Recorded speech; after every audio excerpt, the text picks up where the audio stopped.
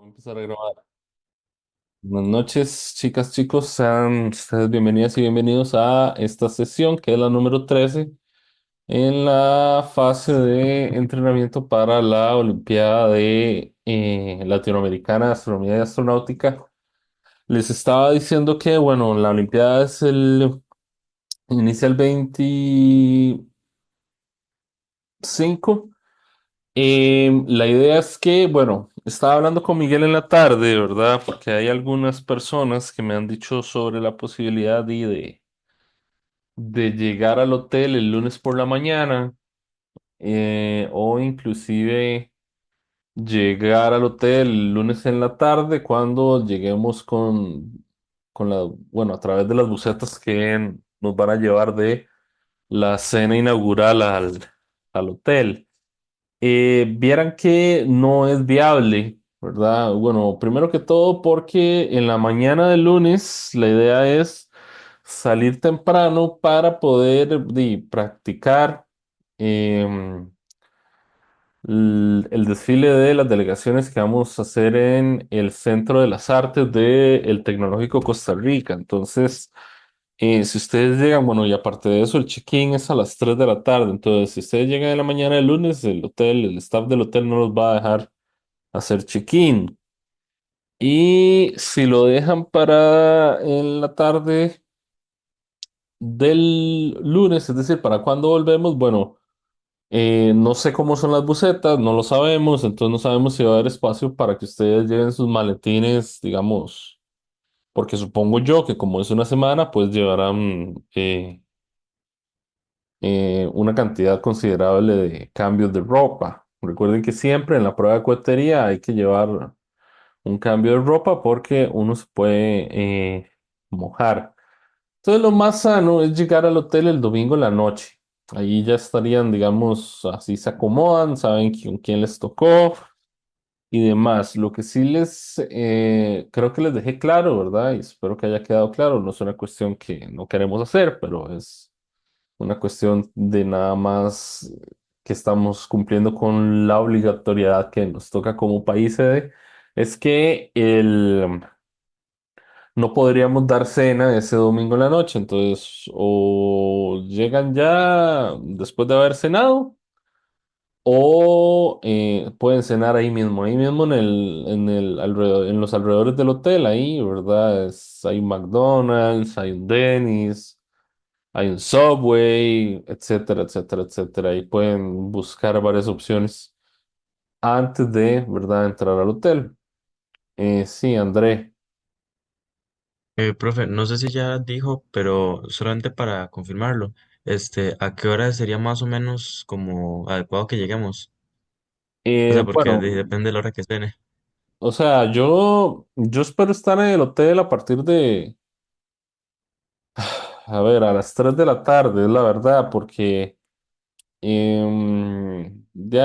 como yo tengo a cargo la delegación, entonces la idea es que, bueno, sus papás lleguen, los dejen y, bueno, ya ahí quedan, ¿verdad?, a cargo mío y de Ian. Entonces, la idea es que sea a partir de las 3 de la tarde. Si lo hicieran a partir de las 3, si llegan a las 3 de la tarde, ahí, ¿verdad? Entonces empieza esto que les acabo de decir, de que no hay cena, o al menos no, la organización no nos va a dar cena, entonces tendrían ustedes que cenar por su propia cuenta y con sus propios medios. Entonces, bueno, la cuestión es que yo voy a estar ahí probablemente desde las 3 o 4 y hasta el siguiente viernes estaré ahí hospedando. Entonces, de ahí pueden llegar a partir de esa hora, supongo. No sé si eso resuelve la duda. Está bien, gracias. Sí, Ok. También, bueno, lo había dicho la vez pasada, ¿verdad? Pero lo recalco, es importante que le digan a sus familiares que pueden ir el lunes a la inauguración. La idea es que llenemos ese auditorio, está para 500 personas. Entonces, para que cuando pase la delegación de Costa Rica, bueno, haya una buena barra y se hagan sentir, ¿verdad? Somos el país anfitrión y entonces esa es la idea. Nada más ahí recordarle a Xiaomi que pida la bandera, porque no tenemos bandera, ¿verdad? Por aquello. Profe, vieras que tenemos un problemita y es que en el siguiente los chiquillos se van a Turquía Ah, entonces van a y llevar ya tengo. se van a llevar la bandera. Ajá, Bueno, y ellos bueno, van el no, 25 de noviembre. bueno, no, pero yo creo que, Entonces, yo creo que pues, si no vos, tal vez podemos conseguir alguna otra. Vamos a ver dónde podemos encontrar una. sí, lo que sí puedo hacer es buscar en el cole, porque yo tengo la idea que me encontré una un día. Bueno, Porque la que se había llevado Juanpa era como una de profe Joa, la de la directora. Entonces voy a ver si me encuentro quizás en el cole que voy en estos días, a ver si hay, pero creo que por el momento es un no. bueno, ok. Tendría que buscar. De todas formas, ahí me estás diciendo, porque si no hay que encontrar una la próxima semana en Sí, algún claro. punto, ¿ok? Ok, entonces, bueno, yo creo que eso es todo. No sé si tienen algunas dudas. Ha sido de locos porque yo soy también parte de la organización. Hemos estado bastante haciendo, ¿verdad? Un montón de cosas. Entonces, para que todo salga bien, tenemos también este pequeño problema que ocurrió esta semana de las lluvias y el TEC entonces corrió todo su calendario una semana. Eso no lo esperábamos. Pero bueno, esperemos que no nos afecte, o al menos no nos afecte tanto como, como esperamos. ¿Ok? Entonces, mm, vamos a ver. Bueno, el tema de hoy, ¿verdad? Para nuestra última sesión, ¿por qué va a ser la última? Porque recordemos que la próxima semana, ese es otro anuncio que tengo que hacer. La otra semana vamos a hacer un repaso sobre constelaciones y demás, ¿verdad? Como una especie de pop quiz ahí eh, con Anthony Guzmán, que fue quien les habló de constelaciones, estrellas y demás en el tecnológico. Entonces, él va a hacer la sesión de la próxima semana. Esa sesión va a ser el día miércoles, ¿ok? No puede ser el jueves porque Anthony tiene los días jueves en el TEC, se hacen las charlas de Astrotech. Y este jueves que viene, pues como se movió todo el calendario, todavía existe, ¿verdad? Una charla de Astrotech.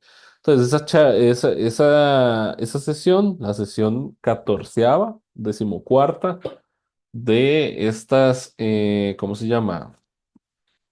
Sesiones de entrenamiento que está a cargo de Anthony, el grupo Astrotech, la vamos a tener el día miércoles. Igual se va a grabar por si alguna persona de ustedes que están acá o alguna otra persona de los que vayan a ver este video, pues no puedan unirse.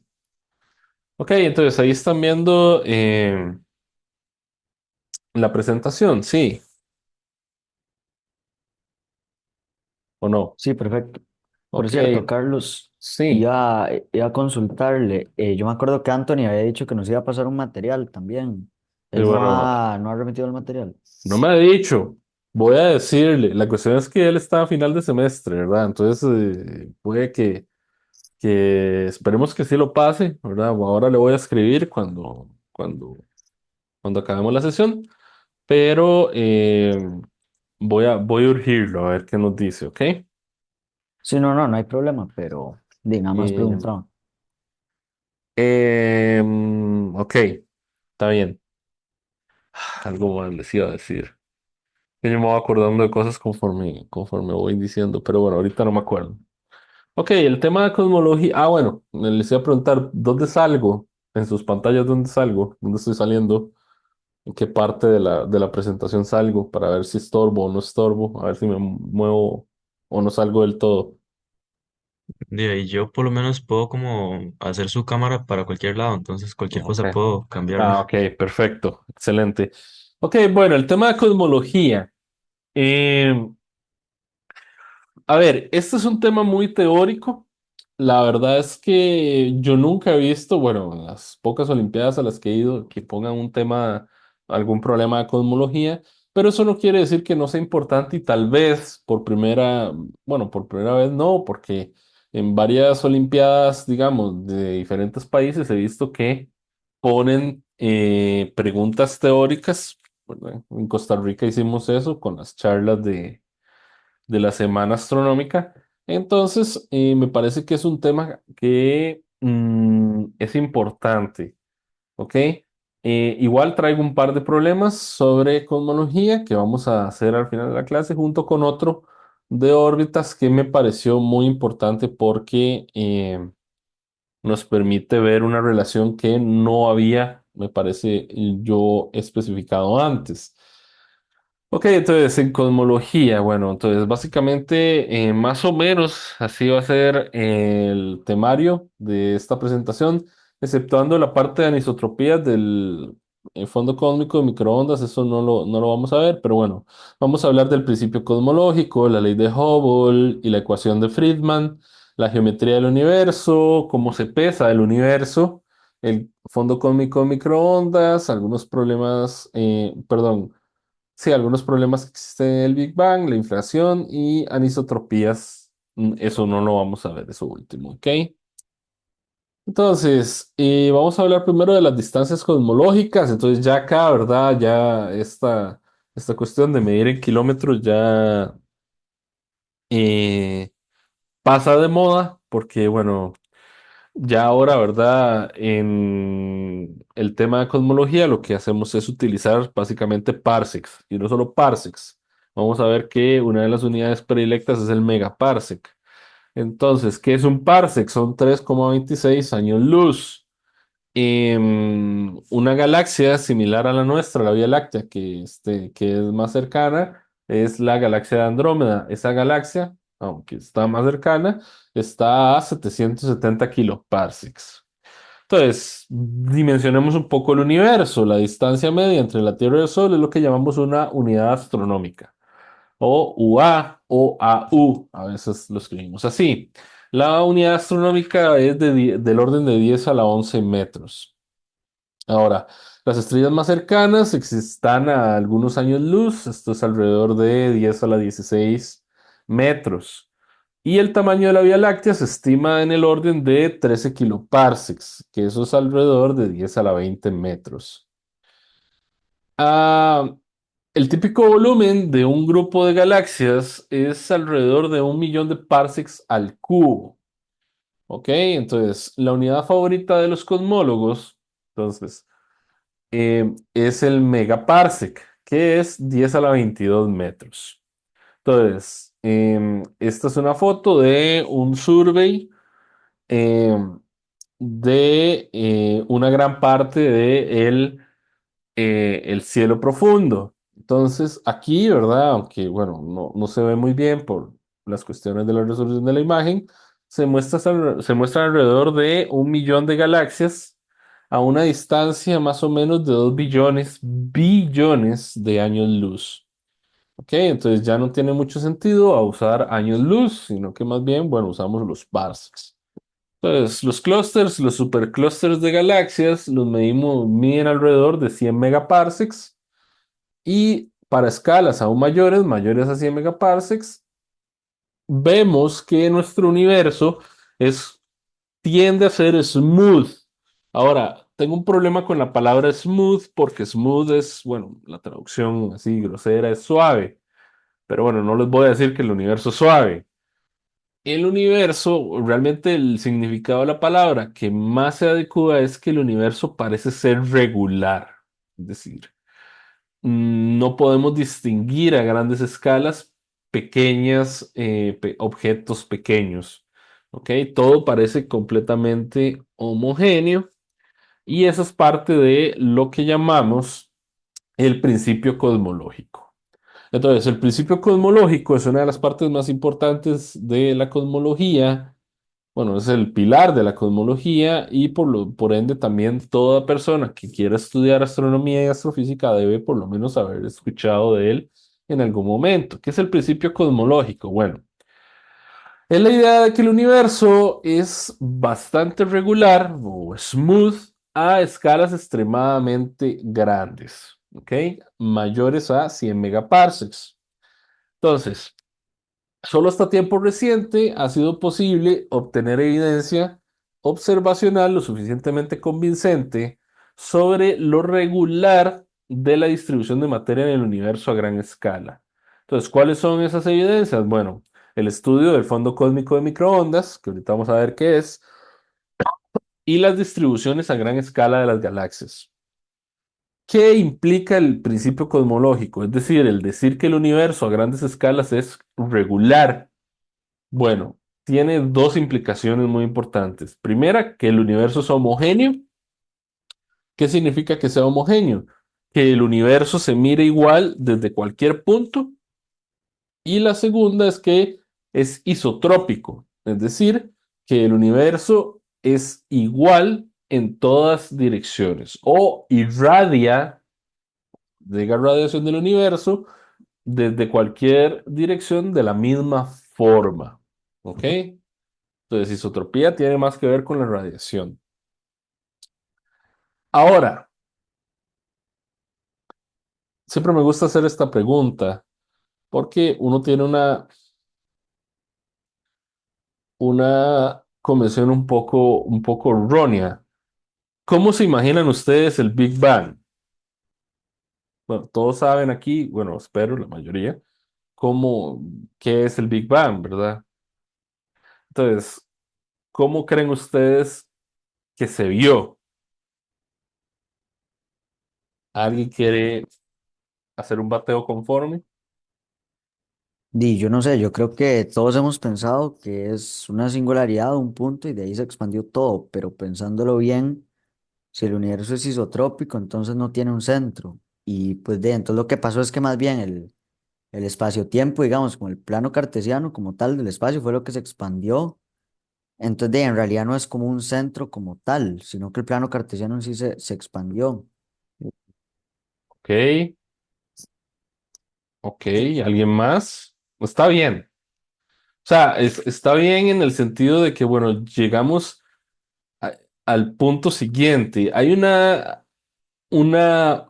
pésima, pésima tendencia a pensar que el Big Bang, bueno, primero fue una explosión. Y segundo, cuando usted se imagina una explosión, como dice Santiago, usted se imagina que parte de un punto, ¿ok? Pero eso viola el principio cosmológico, porque el principio cosmológico nos dice que el universo es isotrópico y homogéneo, es decir, se ve igual para cualquier dirección e irradia igual desde cualquier dirección. Entonces, ¿cómo puede ser que haya un punto privilegiado?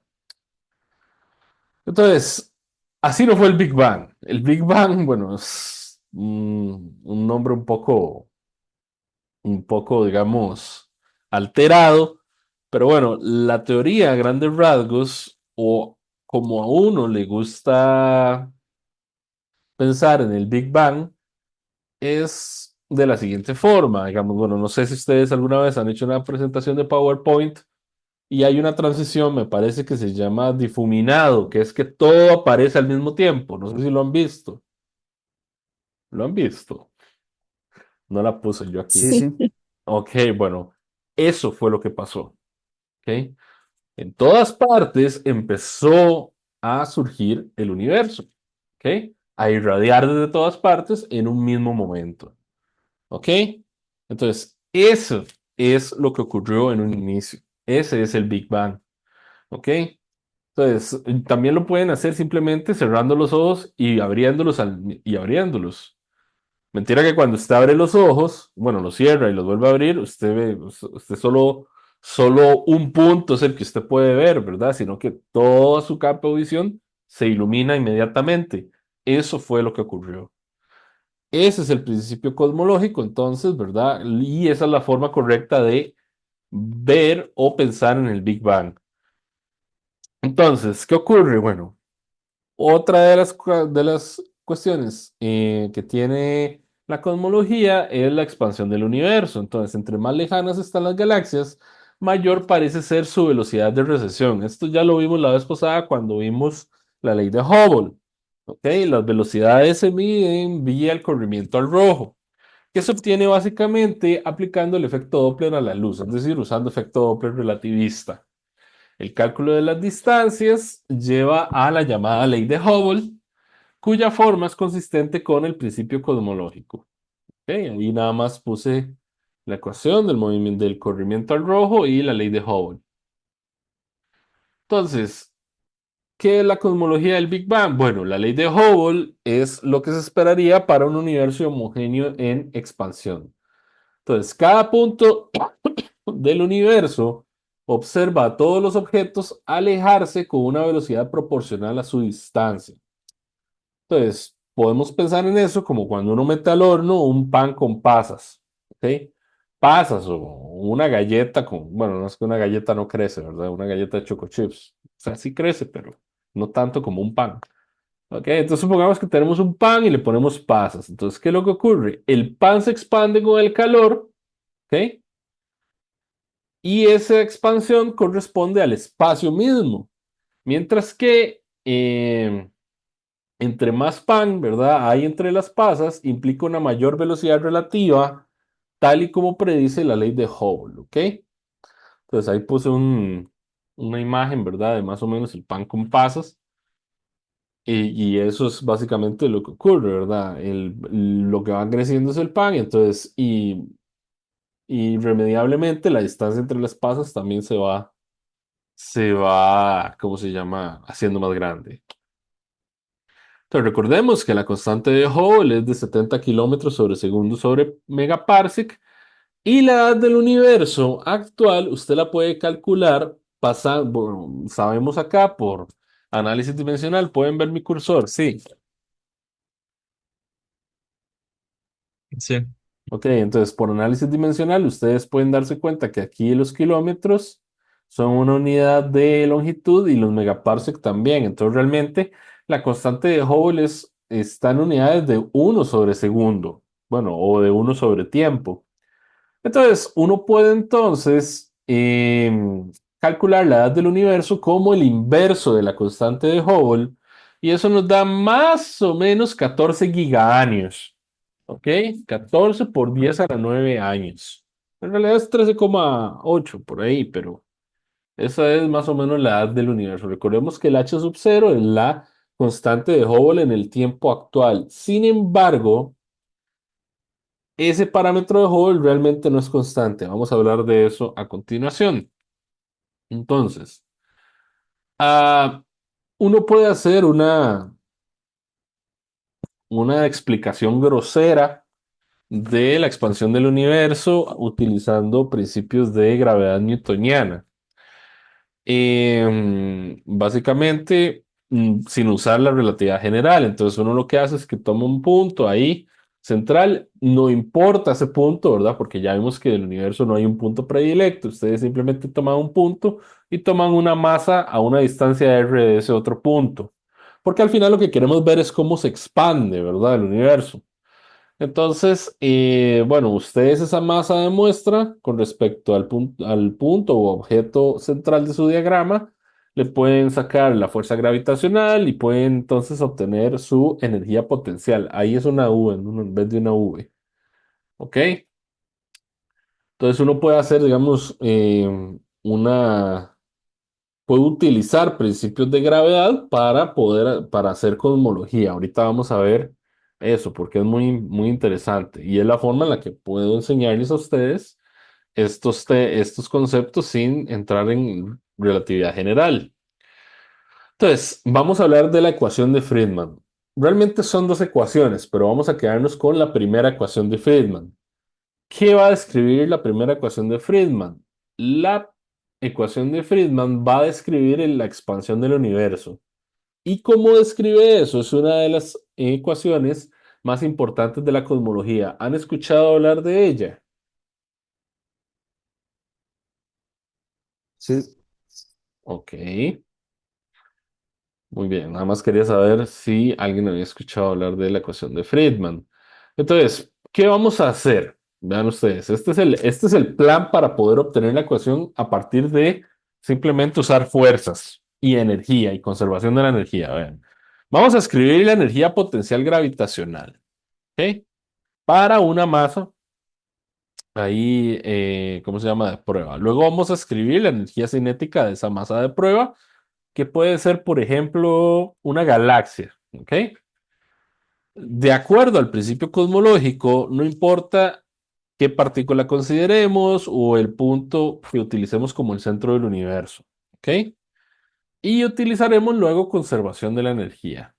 Entonces, primero vamos a escribir la masa, ¿verdad? Que es como la masa del universo con respecto a esa masa satélite. Entonces, simplemente la escribimos como 4pi por la densidad del universo por el r a la 3, donde ese r es la distancia entre donde estamos tomando el centro hacia la masa de prueba, dividido entre 3. Recordemos que la masa aquí la estoy calculando como densidad por volumen, y entonces ese volumen es el volumen de una esfera. ¿Ok? Recordemos que el volumen de una esfera es 4pi, perdón, 4 tercios pi por r a la 3. Luego escribimos la energía potencial. Entonces, la energía potencial es simplemente menos, porque es de atracción, ¿verdad? Entonces, dejamos el menos, la constante gravitacional, la masa del universo, la masa de la galaxia, entre R, donde R es esa separación.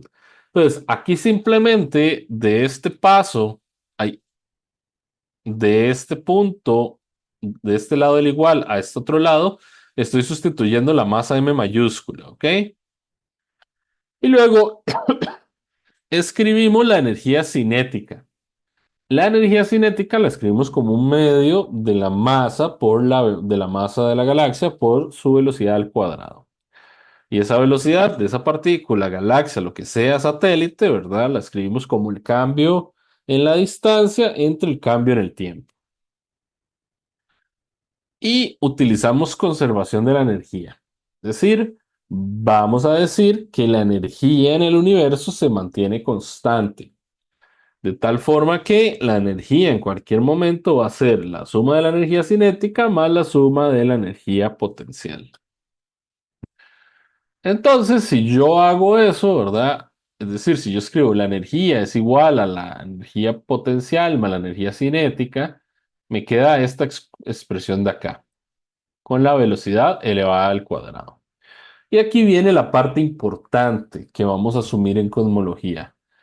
Y vamos a decir que toda coordenada va a estar definida por la multiplicación de dos cosas, ¿ok? Entonces, el principio cosmológico nos dice o permite que definamos unas coordenadas comóviles. ¿Qué es una coordenada comóvil? Es una coordenada que se mueve, ¿verdad? Una coordenada comóvil es como medir una distancia de aquí a su puerta. ¿Por qué es comóvil esa distancia? Todas las mediciones que nosotros hacemos con instrumentos de laboratorio son comóviles porque esas mediciones se están moviendo con el universo, por eso se llama comóvil, ¿ok? Entonces, vamos a escribir la distancia R como una coordenada constante, que esa coordenada es la que nosotros medimos, ¿verdad? Esa distancia que uno mide, ¿ok? Por una A. Esa A ya la hemos visto, porque cuando vimos la ley de Hubble, yo les definí la constante de Hubble como el cambio de el factor de escala en el tiempo entre el factor de escala. Esta A, que es una función del tiempo, se llama el factor de escala del universo. ¿Ok? Y es una medida de qué tanto o de la tasa de expansión de este universo. Entonces, si el factor de escala se duplica entre dos tiempos t y t', quiere decir que el universo se ha expandido por un factor de 2. Si se triplica, el universo se ha expandido por un factor de 3. ¿Ok? Entonces, a grandes escalas, nosotros las distancias las podemos poner entonces como una coordenada fija constante, x, por un factor de escala. Ese factor de escala le vamos a llamar a. ¿Ok? Entonces, y es lo único que va a variar con el tiempo. ¿Ok? A escalas cosmológicas. Entonces, la velocidad v, que era el cambio de la distancia entre el cambio del tiempo, yo sustituyo, en vez del R, pongo A por X. Pero como lo único que varía con el tiempo es A, el X puede salir y entonces me queda X por el cambio del factor de escala entre el tiempo. Y así puedo escribir la velocidad.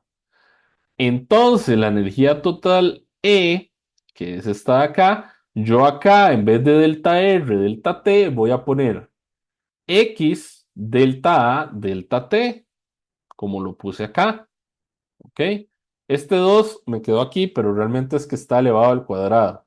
¿Ok? Es por una cuestión de que no estoy usando fracción, pero es delta A, delta T al cuadrado, la masa de la galaxia por la coordenada constante al cuadrado. Y si yo hago lo mismo, sustituyo ese R en la ecuación de la energía potencial. Entonces este R al cuadrado me queda X al cuadrado por A al cuadrado. ¿Lo ven? ¿Ok? Hasta el momento, ¿hay alguna pregunta? Digamos, todo esto de multiplicar las coordenadas por el factor de escala A sirve como para, este, digamos, tomar en cuenta el movimiento de las coordenadas con la expansión de la galaxia, digo, Del del uni- universo. Sí, digamos, es una forma de tomar en cuenta la expansión del universo a través del factor de escala. ¿Ok? Ok, gracias. Ok. Entonces, vamos ahora, ¿verdad? A dividir ambos lados entre un medio de la masa por la coordenada fija al cuadrado. Y definimos una k por la velocidad de la luz al cuadrado como menos 2, aquí en vez de u, perdón, es una e mayúscula, entre mx al cuadrado. ¿Ok? Todos esos pasos intermedios ustedes los pueden completar después de la presentación. ¿Ok? Los invito y las invito a que lo hagan. Y entonces, si yo hago eso, obtenemos esta ecuación, que es la primera ecuación de Friedman, que es básicamente el cambio del factor de escala en el tiempo dividido entre el factor de escala al cuadrado es igual a 8πg entre 3 por la densidad del universo menos una constante por c al cuadrado entre el factor de escala al cuadrado. ¿Por qué defino esa constante? Porque esa constante es muy importante. Esa constante K tiene que ver con la geometría de mi universo. ¿Ok? Ahorita vamos a hablar de eso. Entonces, esta es la ecuación que queda. ¿Ok? Entonces, la constante K es independiente de la separación inicial X para mantener la homogeneidad y el principio cosmológico. Un universo en expansión tiene un valor único de K, el cual se va a mantener conforme ese universo evoluciona. Entonces, para resolver la ecuación necesitamos saber cómo la masa del universo cambia en el tiempo. Por ejemplo, digamos, la materia ordinaria, la densidad cambia como una densidad central entre el factor de escala a la 3. Para la radiación, la densidad cambia como una densidad central entre el factor de escala a la 4. Entonces, cada elemento del universo va a cambiar diferente con respecto al factor de escala. ¿Ok? Usualmente como una potencia del factor de escala, a la menos 3 o a la menos 4 en este caso. Profe, ¿eso quiere decir que existen muchos universos? Bueno, no, eso es contrario a la palabra universo. Teóricamente pueden existir. ¿Por qué? Porque depende del valor que usted le dé a la K. Lo que pasa es que observacionalmente nuestro universo solo cumple con un valor de K. ¿Ok?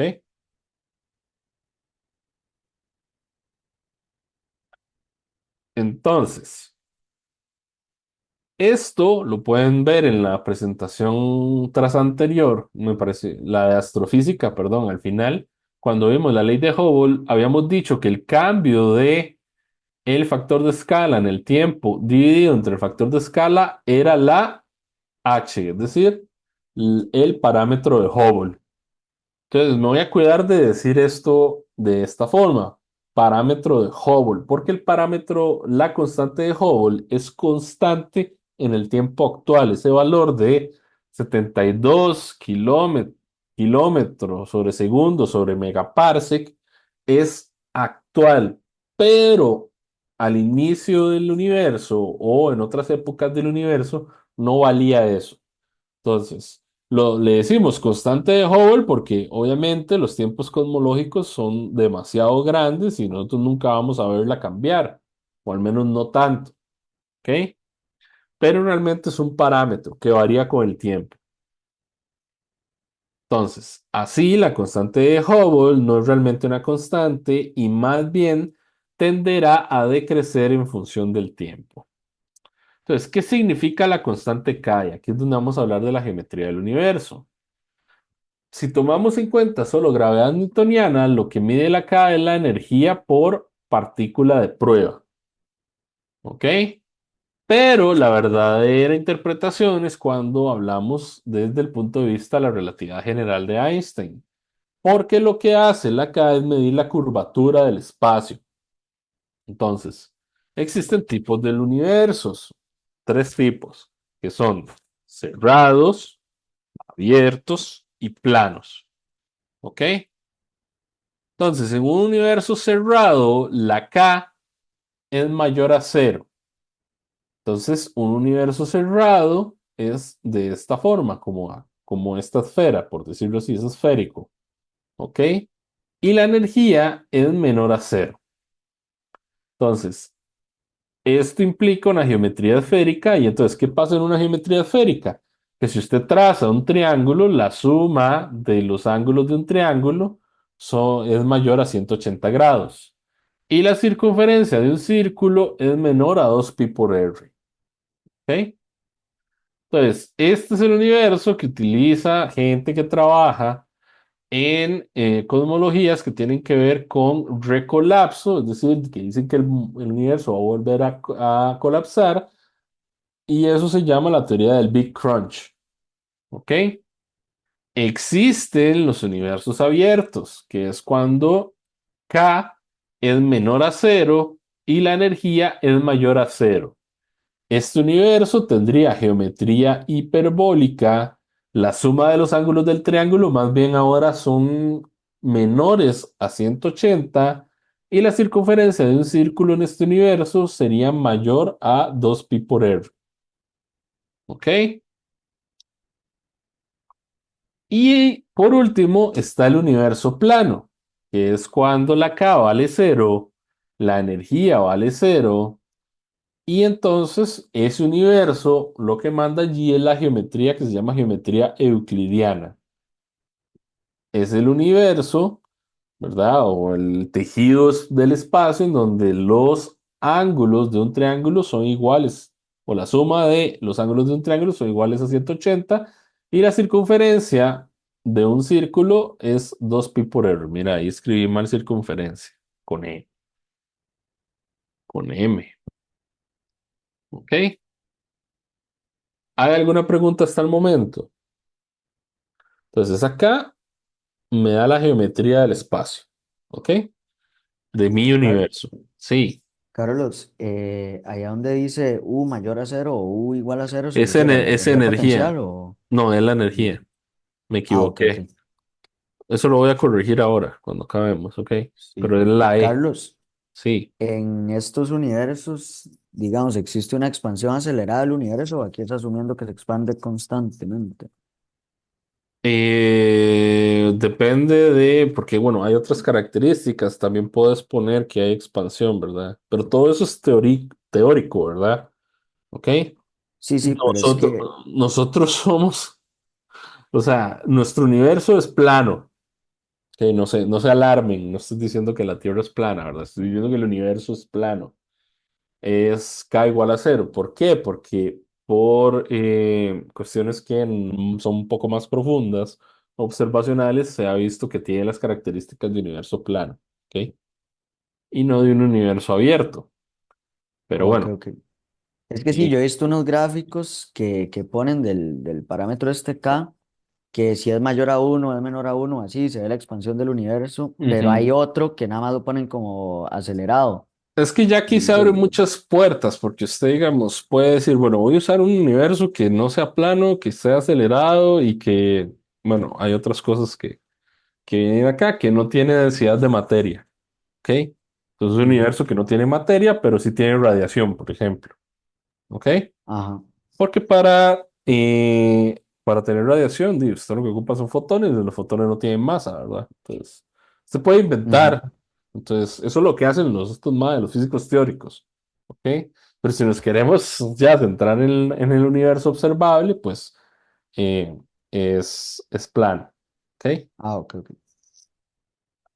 Entonces, eso que acabo de decir de las densidades es a lo que me refiero con ir pesando el universo.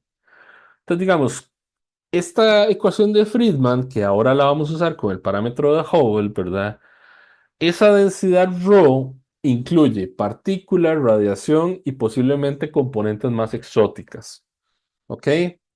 Entonces, uno puede definir lo que se llama una densidad crítica, que es la densidad que correspondería para un universo plano, es decir, para cuando K vale cero, dando como resultado, eso es un ejemplo que ahorita vamos a hacer, que la densidad crítica del universo plano es 3 por h al cuadrado entre 8 pi g, como una escala de densidad característica. Entonces, como que nos sirve, ¿verdad?, definir esa densidad crítica para compararla con las otras densidades de nuestro universo. Entonces, si usted toma que ese factor omega que aparece ahí es la densidad de cada cosa o la densidad del universo entre la densidad crítica, la ecuación de Friedman queda como esto que está acá. Ese es un problema, ese es el primer problema que traigo, hacer esto, ¿ok? Pasar de esta ecuación de aquí a esta ecuación de acá. Ahorita vamos a ver cómo se hace. Entonces, ¿cómo se estima o cuáles son los elementos que toma uno como densidad de la materia? Bueno, uno tiene que tomar en cuenta el omega, es decir, el factor de densidad entre densidad crítica de las estrellas. Am, el movimiento del bloque gravitacional del universo, eso es alrededor de 0,1 y 0,3 de la nucleosíntesis, que es de donde sale la materia bariónica, eso es alrededor de 0,03 y 0,05. Y la formación de estructuras sale un omega de 0,2. Pero vean ustedes que ningún omega es uno. Y eso es idealmente lo que uno quiere, porque ¿dónde están las cosas? ¿Dónde está, digamos, o sea, un omega diferente, menor a uno, lo que quiere decir es que no estamos tomando en cuenta elementos del universo. Por eso es que esas componentes, ¿verdad? Que le llamamos densidad entre densidad crítica, decimos que hay componentes más exóticas. Y supongo que algunas de ustedes o algunos de ustedes ya saben para dónde voy. Es decir, uno se pone a sacar los omegas y de ahí la vara no, nunca da uno y de hecho falta una gran porción, ¿ok? Entonces resulta que acontece que para eso el valor actual, ¿verdad? De la densidad crítica es de 10 a la 11 masas solares entre megaparsec cúbico, ¿ok? Esa es la densidad crítica del universo actual. Entonces, ¿qué es lo que me hace falta? Bueno, lo que me hace falta, nos hemos dado cuenta que para que esos omegas, ¿verdad? O toda la sumatoria de densidades esté completa y llegue a ser uno, de ahí no tenemos de dónde agarrar. Porque la materia bariónica, como lo ven ustedes aquí, oscila entre el 0,03 y 0,05 de la densidad del universo. Entonces, ¿qué es lo que ocurre? Bueno, lo que ocurre es que al quedarnos sin explicaciones, decimos, bueno, debe haber otra cosa que aporte densidad al universo y esa cosa se llama, ¿alguien quiere decir? La materia oscura. Materia oscura. Entonces, la materia oscura, mira, eso lo puse en inglés. La materia oscura es lo que nos ayuda a dar ¿cómo se llama? A completar, digamos, las componentes de densidad de la ecuación de Friedman. Nunca se ha detectado, pero sabemos que hay algo.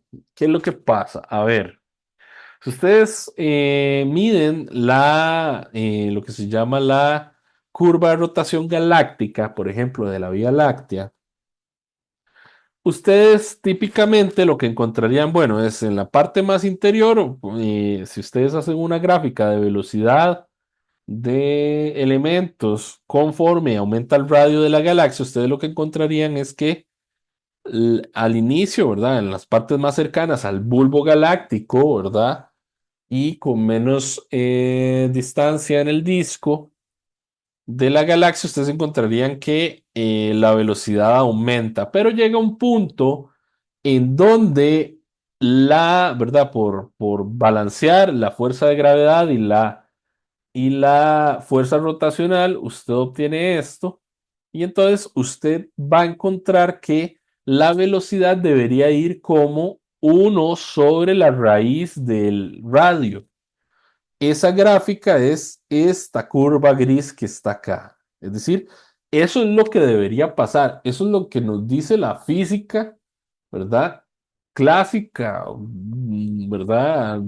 La física de cepa, eso es lo que nos dice que debe pasar, que digamos que en lugares cercanos al bulbo galáctico, pues la velocidad va a aumentar, pero conforme nos alejamos en distancia del centro de la galaxia, pues esto va a decrecer como uno sobre raíz de R.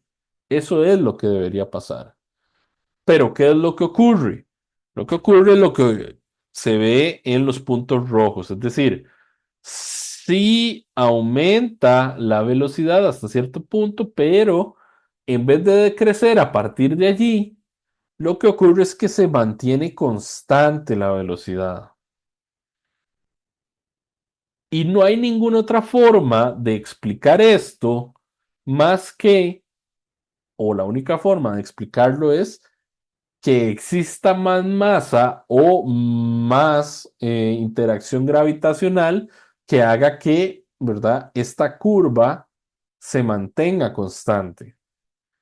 Y entonces nosotros no sabemos qué masa es, porque la masa que nosotros conocemos si usted la calienta, pues emite cosas, ¿verdad? Entonces podemos medirla a través de su radiación, pero esta masa no emite. Entonces por eso le llamamos materia oscura, porque es imposible o no hemos logrado poderla detectar con nuestras, ¿cómo se llama? Procedimientos de acá, de observación terrestres. Entonces no podemos verla en el sentido entero de la palabra, es decir, no emite radiación. Entonces no podemos saber dónde está, cuánto mide. Entonces a partir de ahí, todo eso, ¿verdad? A partir de ahí se crea ya ¿cómo decirlo así? Una separación.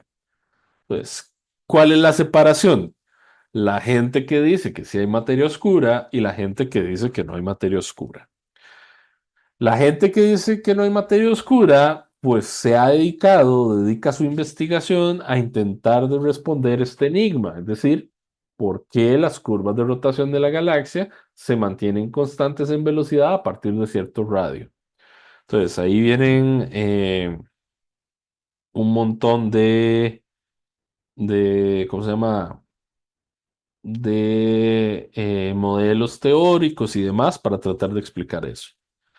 La teoría más aceptada, pues es la de la materia oscura, porque de ahí es lo que parece ser que se es necesario para que la curva sea así. Es decir, tiene que haber otra masa que no se mide bien o no hemos logrado medir y no sabemos cómo detectarla.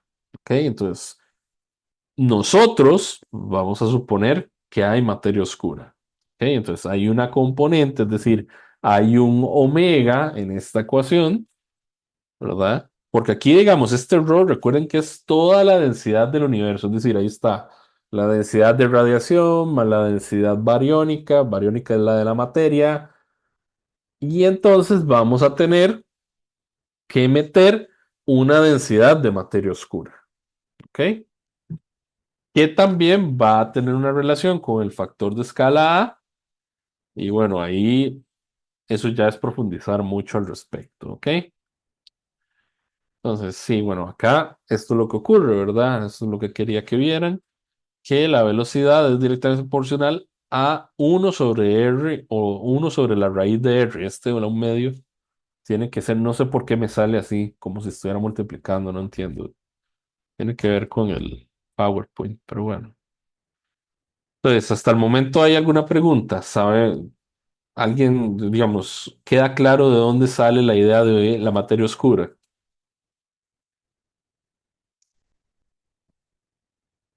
Sí, chicas, chicos. Sí, todo claro. Ok. Am, Antes de continuar, quiero decir lo siguiente. Hay otro problema, que es que, bueno, usted mete la densidad de materia oscura aquí en la ecuación de Friedman y aún así no cierra en uno.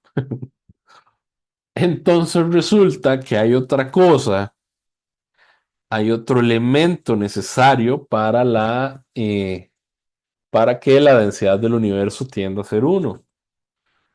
Y bueno, digo que tiende a ser uno, me refiero a la razón entre la densidad del universo y la densidad crítica, ¿verdad? Que es la medida hoy en día. Am, y esa densidad de energía proviene de la llamada también energía oscura. ¿Ok? Entonces, la energía oscura por allí tiene su papel preponderante y se le relaciona con un término ahí que por ahora no vamos a, a hablar, pero sí también, digamos, tiene una una relación interesante. Igual, ¿verdad? Para la Olimpiada no los van a poner a calcular, por ejemplo, la cantidad de materia oscura o cómo calcular la energía oscura, ¿verdad? Sino que lo máximo que podría pasar es que nos centremos aquí en la ecuación de Friedman, ¿verdad? Y en un par de ejercicios que yo traigo que me parece que son interesantes.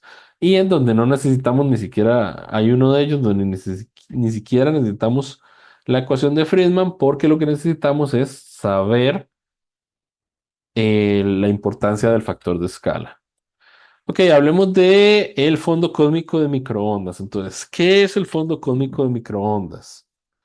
Es un espectro térmico de radiación en microondas que llega a la Tierra en todas direcciones. Es decir, si usted toma un telescopio en microondas y luego lo pone viendo hacia el cielo, elimina el ruido, elimina todas las fuentes de microondas, etcétera, etcétera, de alguna forma, usted lo que va a ver es una cuestión completamente homogénea irradiando hacia usted, ¿ok? En la longitud de onda de las microondas. Entonces, cuando usted hace, digamos, recuerden que uno puede, a través de la ley de Wien, relacionar longitud de onda con temperatura. Si usted hace eso para el fondo, recuerden eh, eso que lo vimos, digamos, fue de las primeras cosas que vimos cuando vimos la radiación de cuerpo negro. Si usted hace eso, va a encontrar que la temperatura de esa radiación en microondas es de alrededor de 3 Kelvin o 2, para ser más específicos, 2,725 más o menos 0,001 Kelvin. ¿Ok? Entonces, mm, ¿qué fue o qué es lo que da origen al fondo cósmico de microondas? Entonces, lo que ocurrió es que los fotones más energéticos, que tienen una energía de alrededor de 13,6 electronvolts, los electronvolts eh, son unidades de energía, pueden ionizar al hidrógeno. Entonces, si uno considera un universo que estaba en un tamaño que era 1 entre 10 a la 6 veces su tamaño actual, ese universo tenía una temperatura de 3 por 10 a la 6 Kelvin en ese momento. Pues a esas temperaturas, todos los átomos de hidrógeno que habían en ese universo estaban ionizados. ¿Qué es que esté ionizado para aquellos que no han visto eso en el cole? Bueno, que un átomo esté ionizado es básicamente que ha sido, ¿verdad?, excitado o tiene altos niveles de energía, más o menos, ¿ok? Realmente es que ha perdido o ha ganado carga, pero bueno, digámoslo así, ¿ok? Entonces, llega un punto en que ya no hay fotones, sino que lo único que existe es un plasma cósmico ionizado por estos átomos de hidrógeno. Entonces, al expandirse el universo, claramente con la expansión, esa temperatura no se va a mantener, entonces más bien lo que va a ocurrir es que se va a enfriar. Y entonces esos fotones, que eran los que energizaban a los átomos de hidrógeno, ya no los van a poder seguir energizando y por lo tanto ya no se van a hacer iones o ya no va a haber hidrógeno ionizado. Entonces ocurre lo que se llama el desemparejamiento o decoupling. Eso ocurre alrededor de una temperatura del universo de 5700 Kelvin. Y entonces eso lo que permite es que esos fotones que fallaron en seguir ionizando el hidrógeno se liberen. Esos fotones que se liberaron son los que nos llegan a nosotros y que nuestros satélites observan como el fondo cósmico de microondas. ¿Ok? Entonces, básicamente, el universo evolucionó hasta que llegó un punto donde todo era radiación, pero como siguió evolucionando el universo y siguió expandiéndose, se enfrió y entonces esa radiación logró soltar, bueno, logró irradiar eh, con la expansión del universo y llega a nosotros a través de lo que conocemos como el fondo cósmico de microondas. Entonces, ¿por qué es importante el fondo cósmico de microondas? Porque el fondo cósmico de microondas o el CMB, como sus siglas en inglés, es la mayor confirmación de la aplicabilidad del principio cosmológico. ¿Ok? Porque es una radiación que se obtiene de todas las partes del cielo. Es decir, es isotrópica. ¿Ok? Y a grandes rasgos, ¿verdad? Si no nos ponemos a ver las pequeñas diferencias, es relativamente homogéneo. ¿Ok? Entonces eso es lo que confirma que el principio, eso es lo que está a favor de el principio cosmológico, que el fondo cósmico de microondas cumple las dos características del enunciado. Entonces, en el universo primigenio, lo que se tenía, ¿verdad? Antes, o lo que se especula antes del fondo cósmico de microondas, era que estaba hecho de plasma muy denso y caliente. Y se le llama entonces Hot Big Bang o Big Bang caliente. Y antes del fondo cósmico de microondas, lo que ocurrió fue la nucleosíntesis. Entonces, pasa con la nucleosíntesis? Que predice la abundancia de los elementos. ¿Ok? Y hay una cosa que se llama la superficie de última dispersión. Es decir, entonces, todo esto de la ionización del hidrógeno y demás, ¿verdad?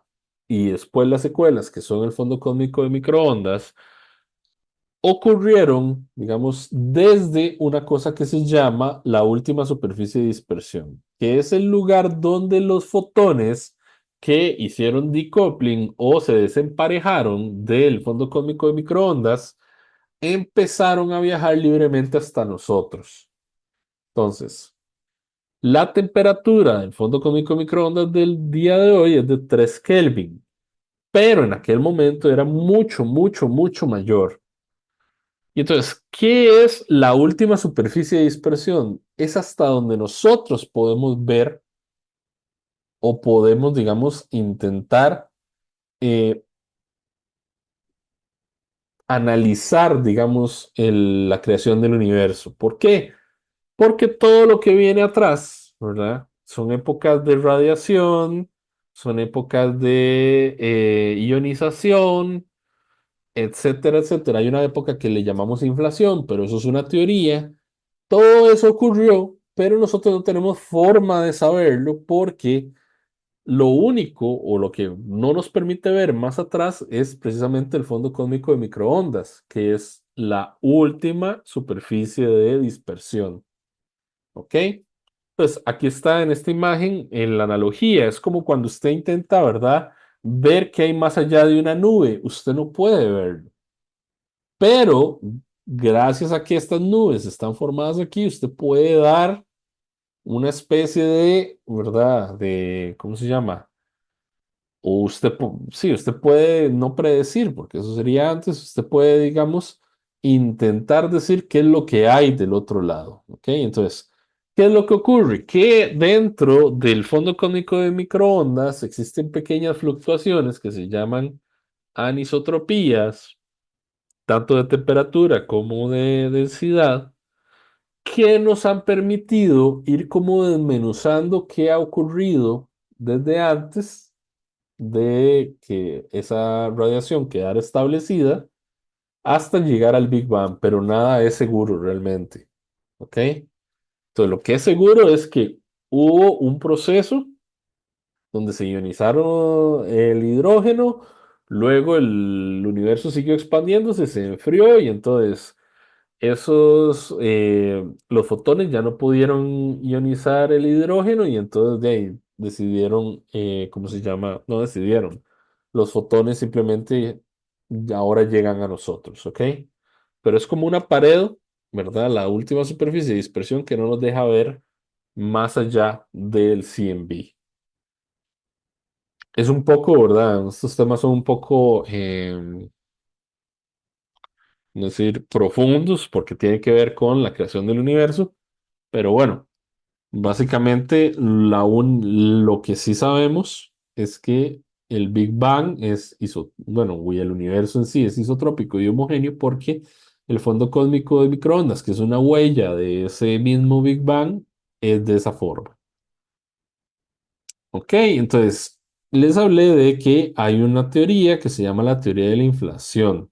Ok, entonces, ¿qué es lo que trata de decir qué ocurrió antes de que se estableciera la radiación del CMB?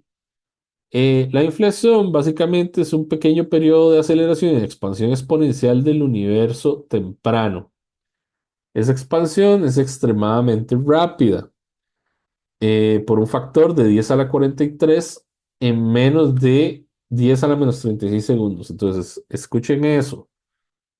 La inflación predice que el universo en un periodo de bueno, de 10 a la menos 36 segundos se expandió 10 a la 43 veces, ¿ok? Es una expansión muy violenta y acelerada. Y es el puente que ha permitido a varios físicos teóricos conectar la cosmología y la física de partículas más allá del modelo estándar.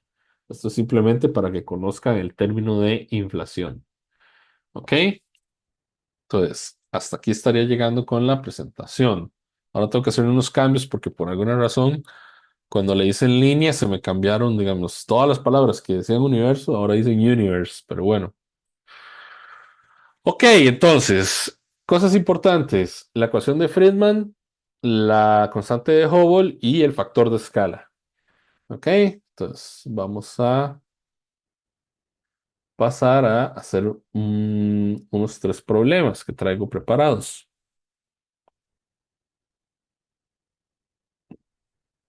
Ujú, ujú.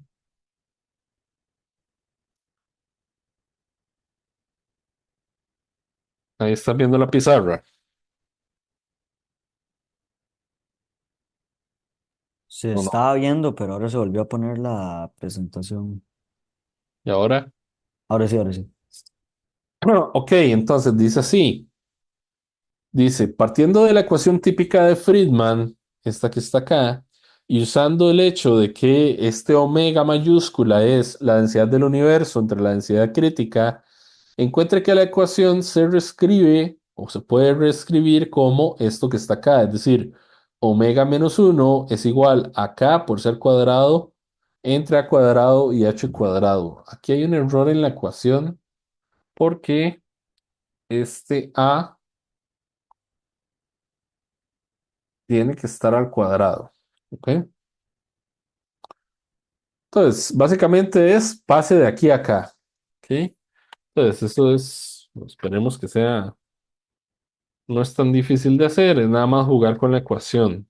¿Ok? Entonces, tenemos primer paso, tenemos que h al cuadrado es 8pi g sobre 3 rho menos k por c al cuadrado entre al cuadrado. Bueno, y para yo poder encontrar omega, necesito hacer, o de alguna forma escribir, densidad del universo entre densidad crítica. Entonces, ¿qué debo hacer para encontrar la expresión para la densidad crítica?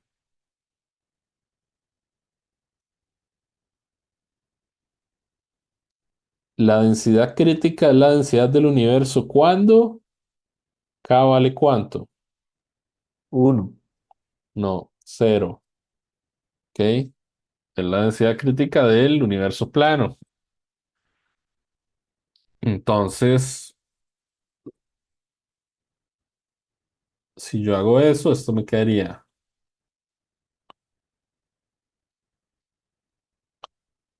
8pi por g entre 3 por el rho crítico. ¿Ok? Por lo tanto, rho crítico, yo lo escribo como 3 por el parámetro de Hubble al cuadrado entre 8pi por g. Pues vamos a recordar eso. Ok, entonces, ahora bien, voy a enumerar esta ecuación, la que aparece aquí, voy a decir que es la ecuación 1. Ah, entonces, nada más recordemos que la densidad crítica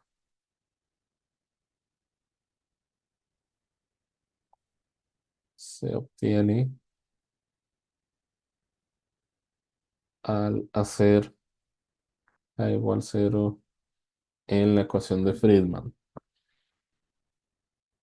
Ok, entonces, ahora bien, ahora la idea es tomar esta ecuación 1 y llegar a esta que está acá. Ok, entonces lo que voy a hacer es que voy a multiplicar ambos lados por 3 entre 8 pi g. Entonces, multiplico ambos lados de 1 entre 8, perdón, z entre 3. Multiplico por 3 entre 8 pi g. Ok, entonces acá me va a quedar 3 entre 8 pi g por h al cuadrado del lado izquierdo. Eh,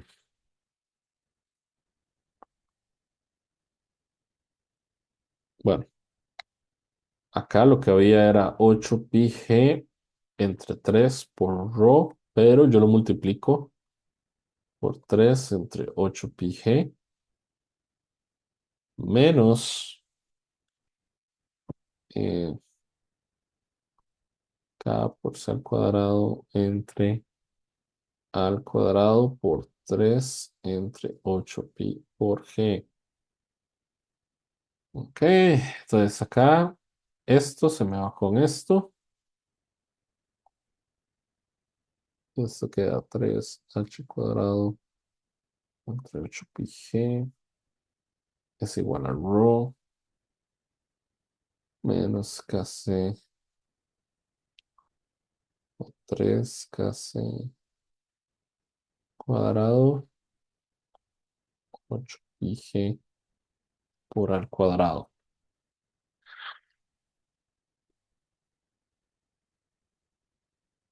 Ok, hasta aquí hay alguna pregunta de lo que hice. Todo claro.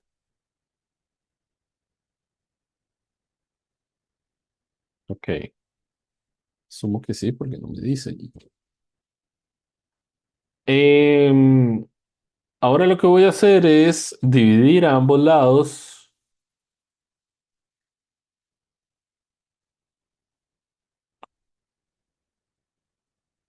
entre la densidad crítica. ¿Ok? Entonces, aquí me quedaría 3h cuadrado entre 8πg, 1 sobre densidad crítica. Este de acá me quedaría densidad entre densidad crítica. Y este de acá me quedaría 3 por K por C cuadrado entre 8πg a cuadrado 1 sobre densidad crítica. Ok, y entonces ahora me doy cuenta de lo siguiente. Digo, sustituimos 3h cuadrado entre 8πg por la densidad crítica y densidad entre densidad crítica igual a omega.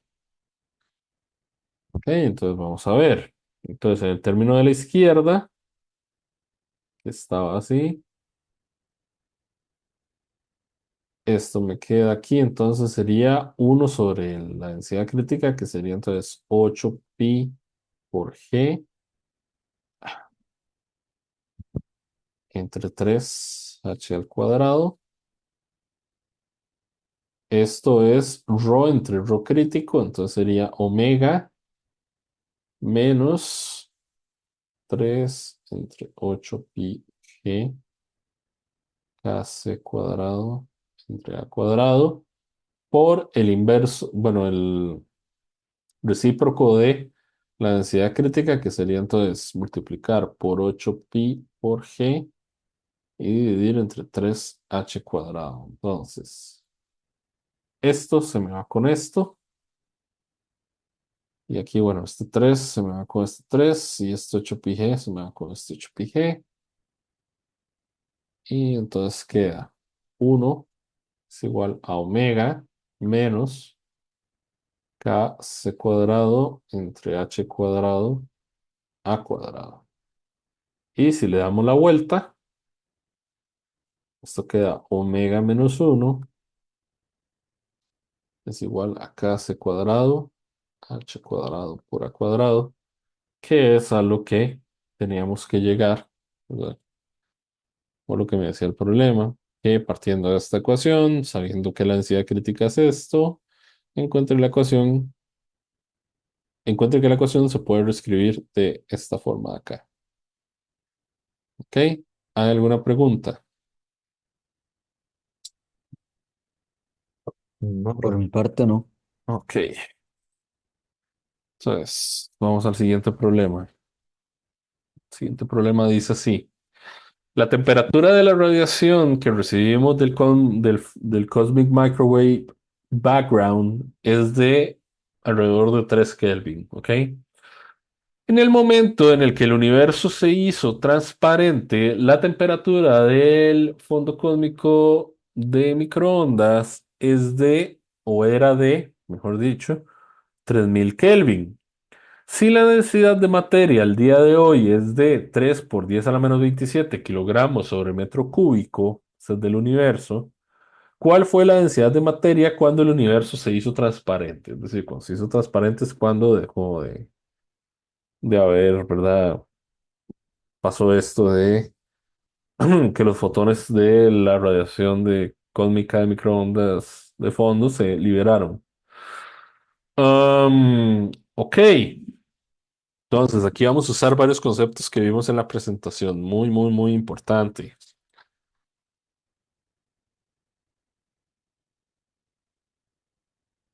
Ok, entonces lo primero es que, bueno, vean que si yo llego y escribo, noté,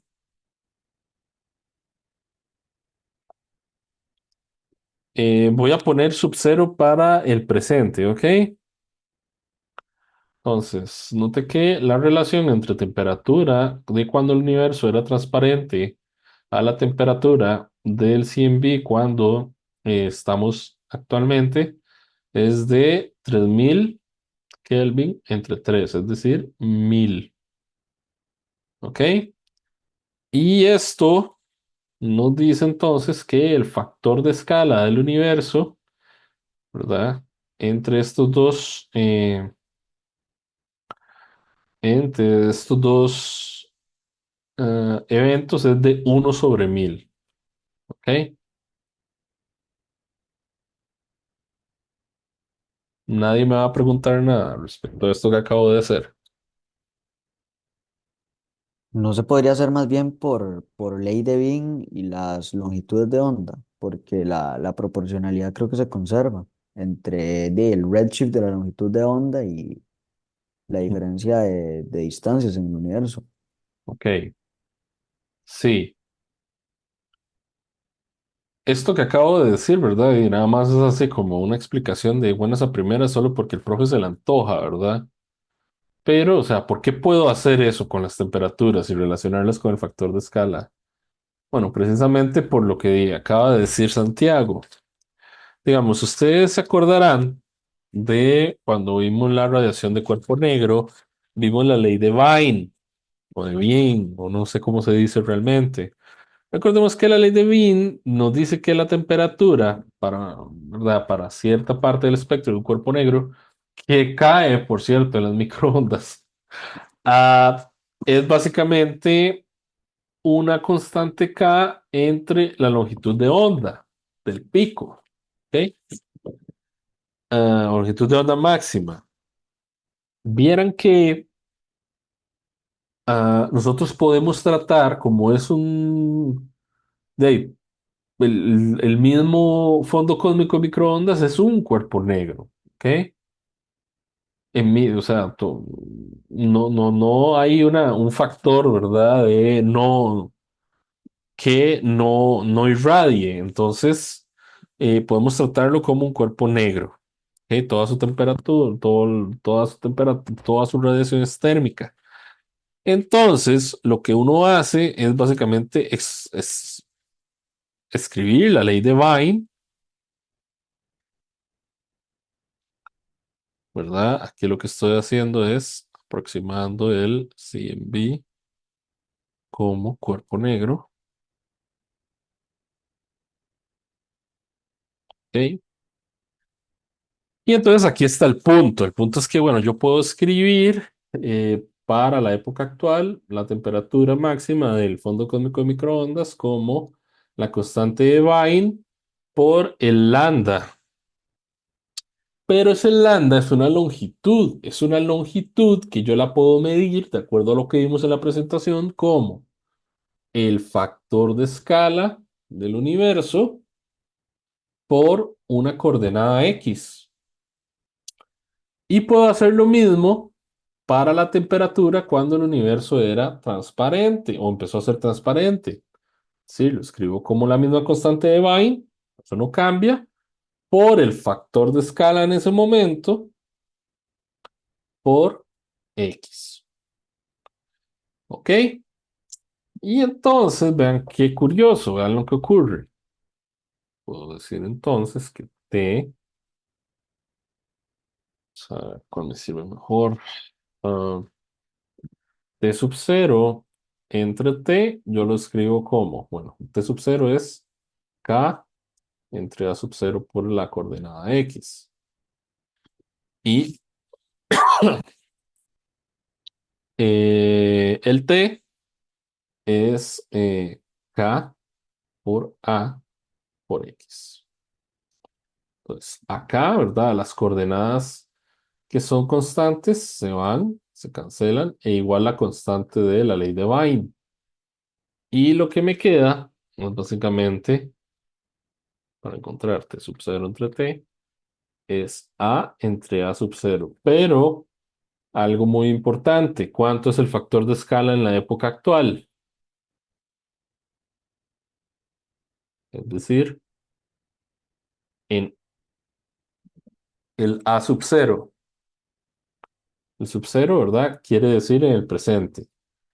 En la época actual, pueden revisar en la presentación tras anterior, el factor de escala es 1.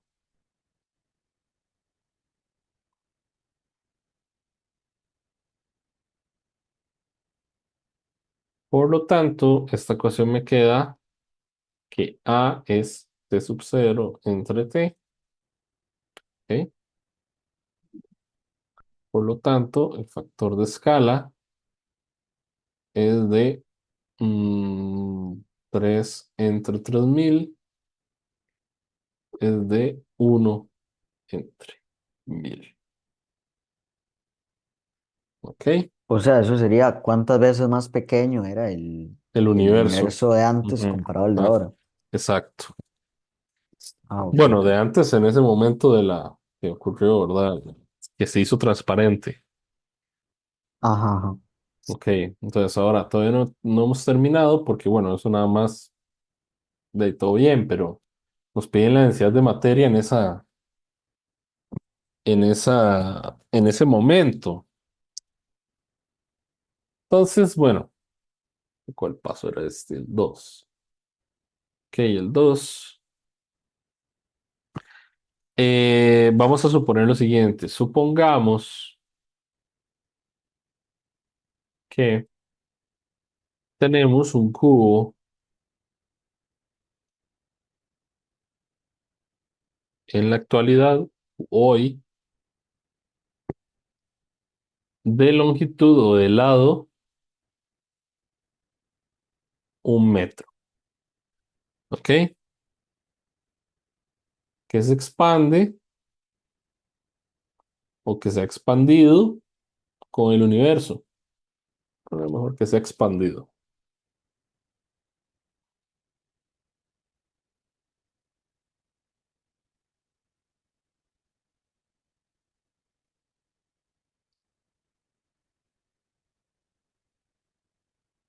¿Ok?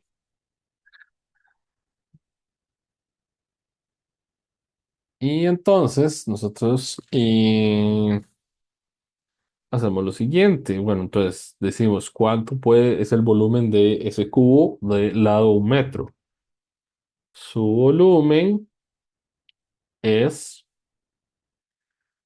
em, sería L sub 0 a la 3, ¿cierto? Entonces sería 1 a la 3. Entonces el volumen desde 1 metro cúbico. ¿Ok?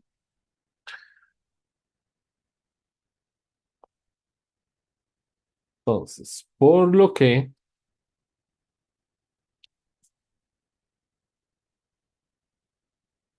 la masa que contiene, o la masa que contiene, de acuerdo a la densidad de materia,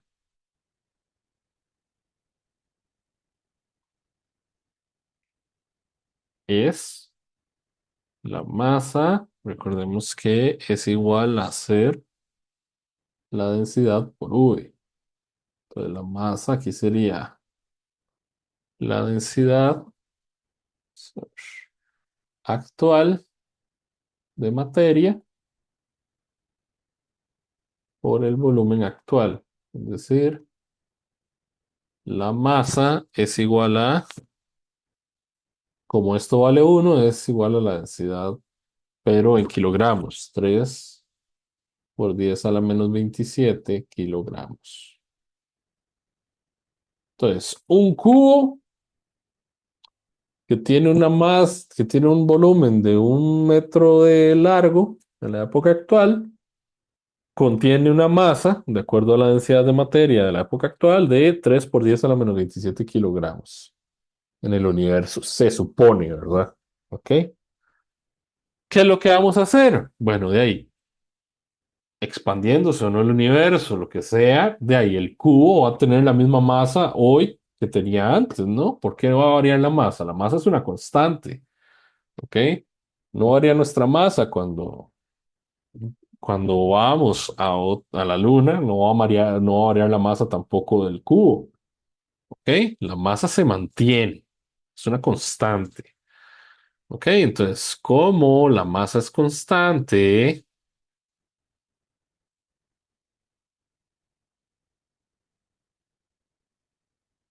Lo que vamos a hacer es ahora calcular, bueno, me estoy adelantando con lo de la masa, entonces. Ahora vamos a calcular el lado del cubo, pero cuando el universo se hizo transparente hace años, ¿ok? Entonces, calculemos el lado del cubo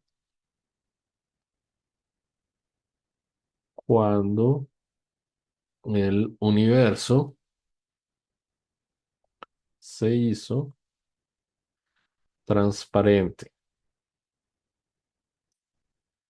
Entonces, el lado del cubo cuando el universo se hizo transparente va a ser el factor de escala por el lado actual, es decir, 1/1000 metros, es decir, 0,001 metros.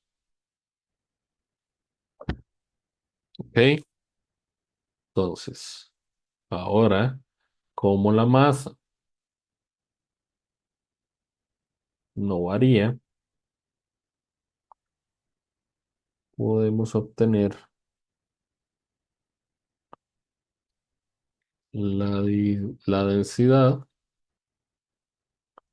del universo cuando empezó a ser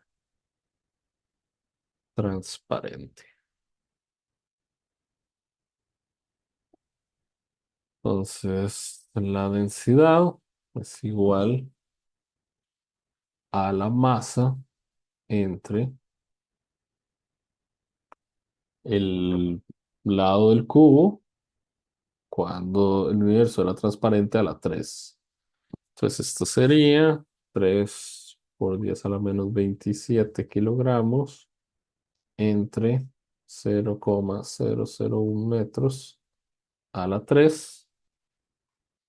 Y entonces nos da que la densidad cuando el universo empezó a ser transparente es de 3 por 10 a la menos 18 kilogramos sobre metro cúbico. ¿Alguna pregunta? Por mi parte no.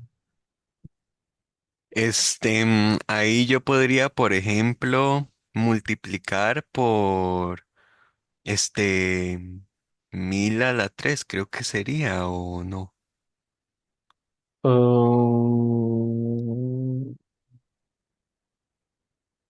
claro. Pero ¿para qué? Mejor hacerlo así. No, No no sé, es sé. como para saber. Me parece que es mejor hacerlo así, ¿verdad? Mm, Si es que, digamos, sí, sí, puede multiplicarlo por 10 por sí, 1000 a la 3 sería, a ver, sí, son 6, sí, sí, creo que sí, ok, pero, gracias. pero no, no lo recomiendo, digamos. O sea, recomiendo hacerlo con la fórmula si ya tiene, digamos, la cuestión nada más haga más entre volumen, ¿verdad? Digo, pero sí, sí, si le ven, si lo quieren hacer así. Ok, entonces, bueno, eso es en cuanto a ejercicios básicos de cosmología. Los ejercicios, después de esto, de ecuación de Friedman, por ejemplo, requieren, ¿cómo decirlo?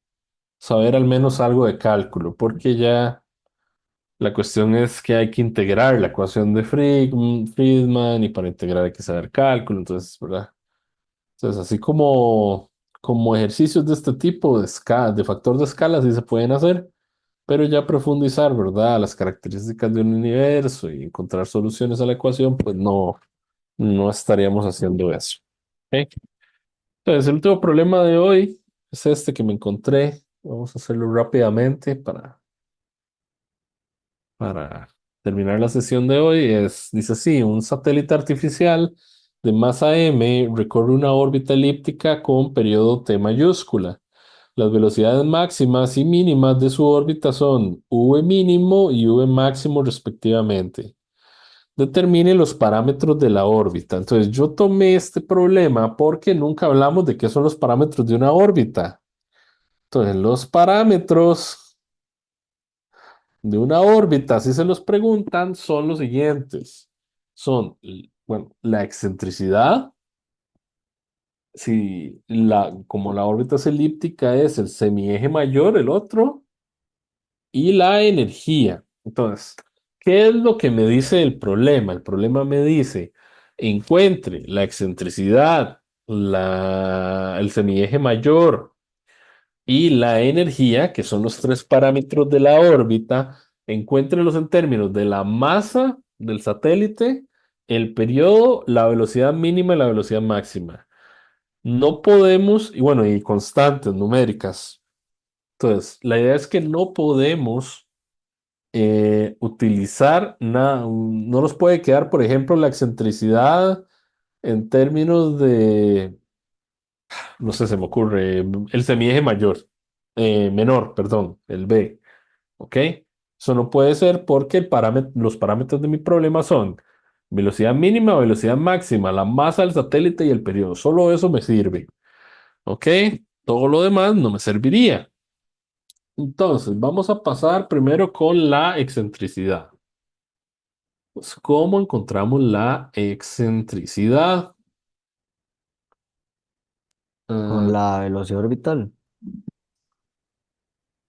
O sea, la mm, de raíz de GM por 2 sobre R menos 1 sobre A.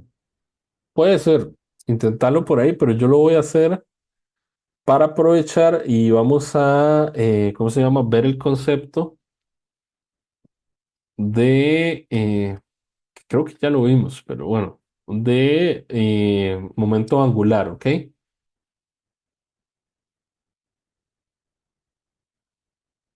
Entonces, primero nada más vamos a recordar que en una órbita elíptica la distancia al perihelio, bueno, periastro, es de el semieje mayor, 1 - e. La distancia al apoastro es semieje mayor, 1 - la excentricidad. Y en todas siempre se conserva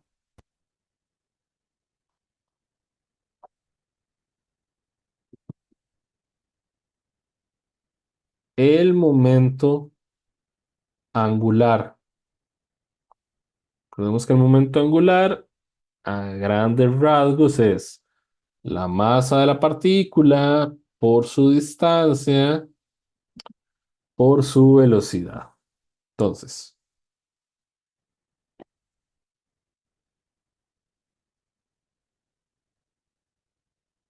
en cualesquiera dos puntos que yo tome, ¿verdad? De la órbita elíptica, siempre yo puedo decir en el periastro y en el apoastro, específicamente es donde es aplicable esta fórmula así, ¿ok?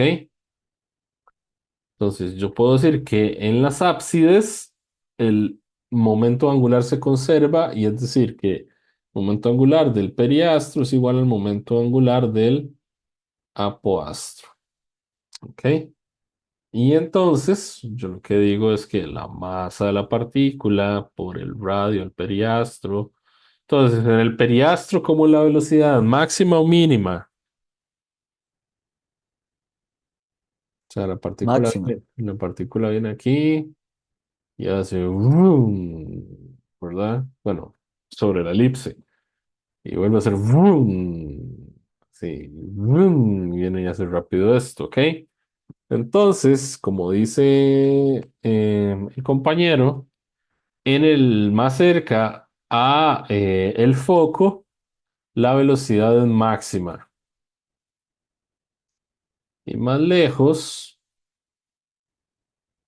es mínima.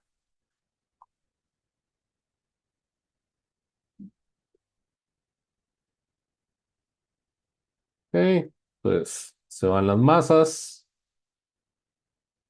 Y entonces encuentro una relación entre mi velocidad máxima y mi velocidad mínima en términos de las distancias desde el foco al punto P y al punto A, periastro y apoastro.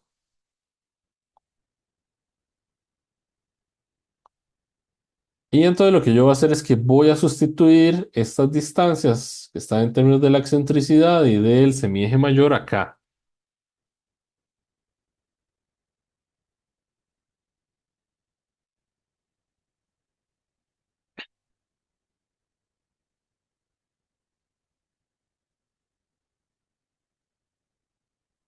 Pues van ustedes que hago eso y se me va el semieje mayor, que no es lo primero que voy a calcular, sino la excentricidad.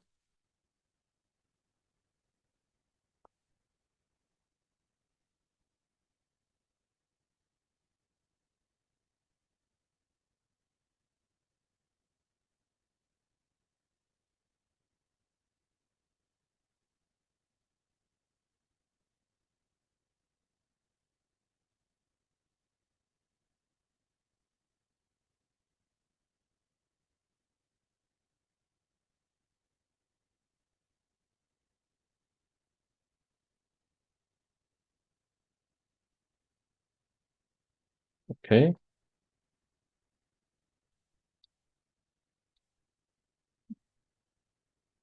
Y entonces paso todo lo que tiene excentricidad a un lado y para sacarlo a factor común, es decir, voy a pasar esto acá y este lo voy a pasar acá a restar.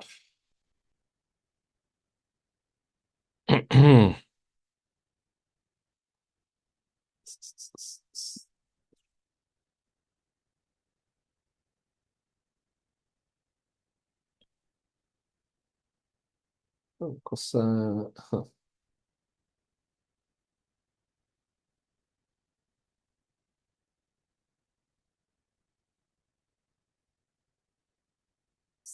Pues mínima más pues máxima es igual a pues máxima menos V mínima. Y entonces así encuentro la excentricidad en términos de las velocidades y ya tengo el primer parámetro de la órbita, que es la velocidad, digo la excentricidad. Ok,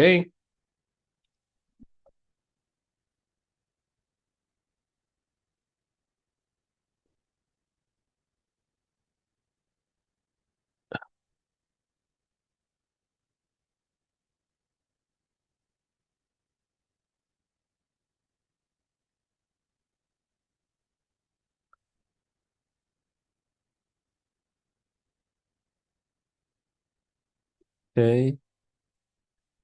Vamos con la segunda cuestión, que sería el semieje mayor. Entonces, bueno, acá vamos a de nuevo utilizar la.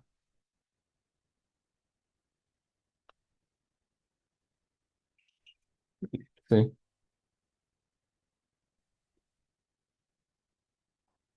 Ok, entonces acá tengo A, tengo P, pero veamos lo siguiente por un momento. Supongamos que yo llamo a esta distancia desde el foco hasta cualquier punto R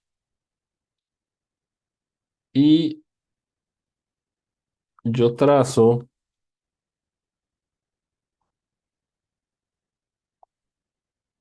o yo quiero poner cuánto es la distancia desde aquí a acá con un ángulo de 90. Digamos, el satélite viene por acá y pasa por aquí y va desde aquí en instante cero, aquí al instante t. Entonces, esta distancia en términos de velocidad es como es en el periastro donde va a terminar. Entonces, perdón, es al revés, ¿verdad? Periastro es aquí y apoastro aquí.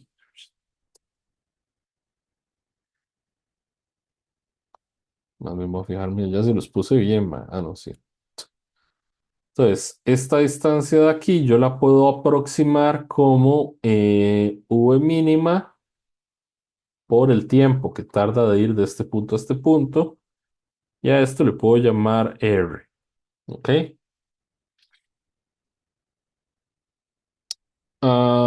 Suponiendo ahí, ¿verdad? Haciendo una muy, muy, muy exagerada, ¿cómo se llama? Aproximación. Le pongo el V mínimo de una vez porque termina aquí en el apodastro.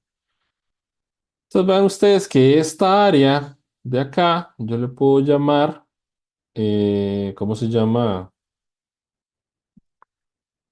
Es el área de un triángulo. Entonces sería un medio de la base, que sería el V por el T, ¿ok?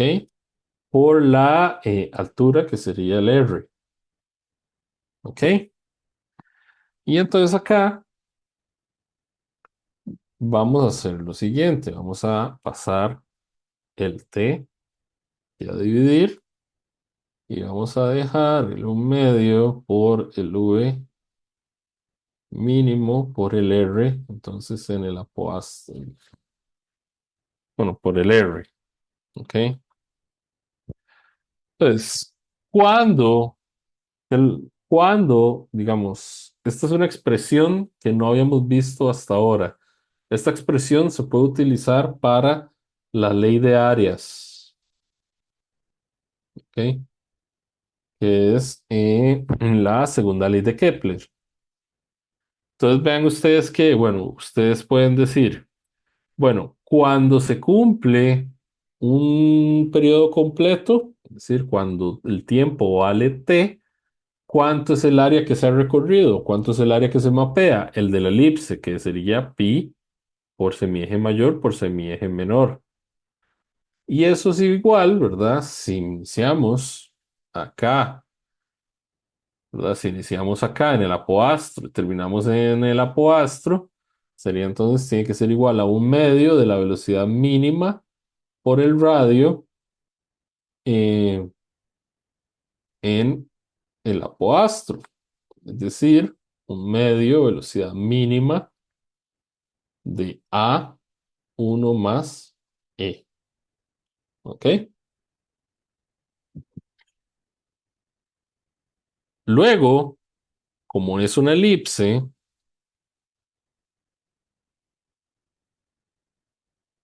se cumple que e al cuadrado es igual a uno menos b entre a al cuadrado. Esa es una relación que cumplen las elipses. ¿Ok? Por lo tanto, yo puedo despejar de aquí el semieje menor. Entonces, el semieje menor va a ser el a por la raíz de uno menos e al cuadrado.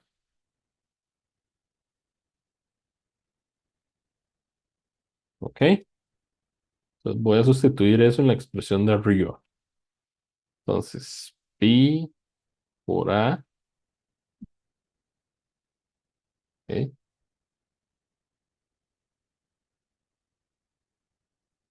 Vamos a ver, sería pi por al cuadrado. Bueno, por a por b, que sería a por raíz de uno menos c al cuadrado es igual a, bueno, entre periodo es igual aquí, a un medio de la velocidad mínima de a por uno más e.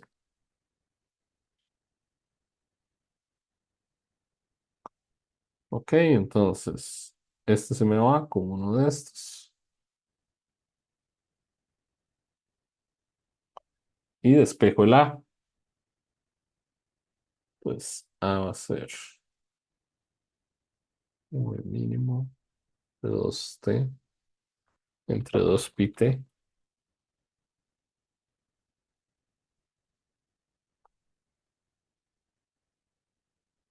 ¿Sí?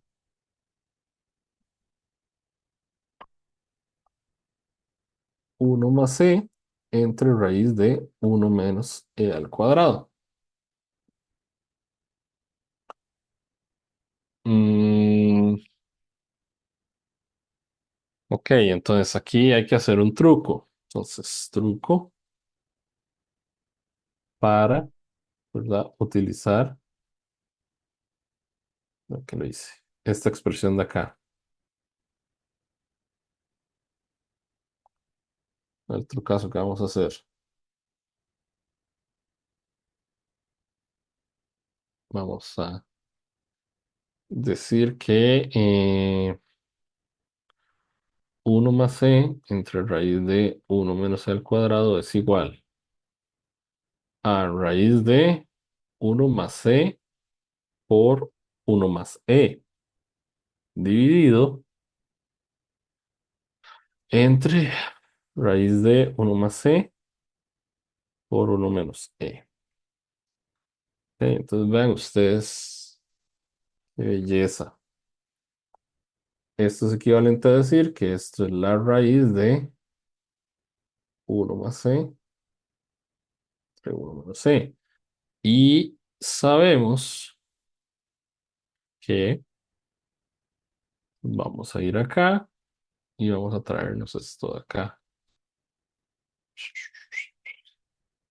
Pa, copy. Paste.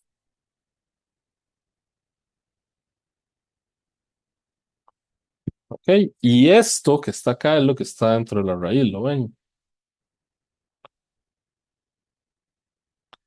Por lo tanto, 1 más c entre raíz de 1 menos al cuadrado es igual a la raíz de v máxima entre la velocidad mínima.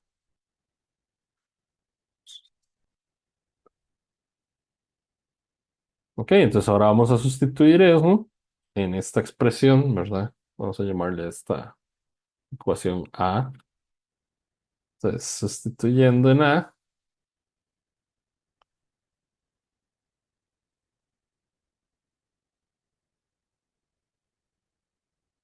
sustituyendo en A, entonces A es igual a V mínima por periodo entre 2pi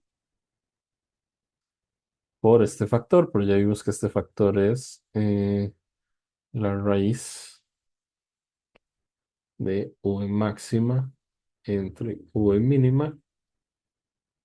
Entonces yo acá puedo meter este V mínimo en la raíz para que todo me quede en términos que conozco y no me quede tan raro, ¿verdad? Entonces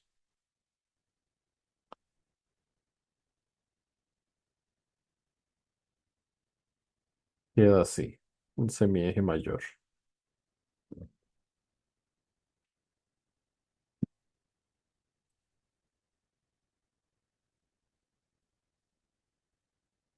Para locos.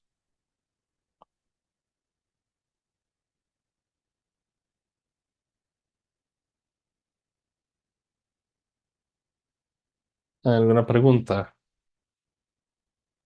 Em, más arriba en una de las partes, Sí, dividiste win-win y otro montón y otras cosas entre, ahí exactamente, en la de A es igual a un medio, esta. eh, sí, Ajá. eso porque no lo entendí muy bien. Porque estamos sacando el área de este triángulo.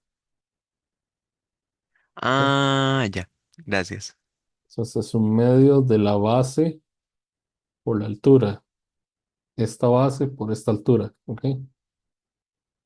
Ah, y por eso lo de la ley de Kepler. Ajá. La de la segunda ley de Ah, ok, Kepler. gracias. Ok. Y por último queda la energía.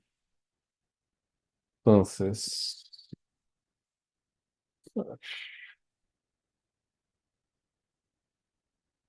vamos para por aquí, semieje mayor.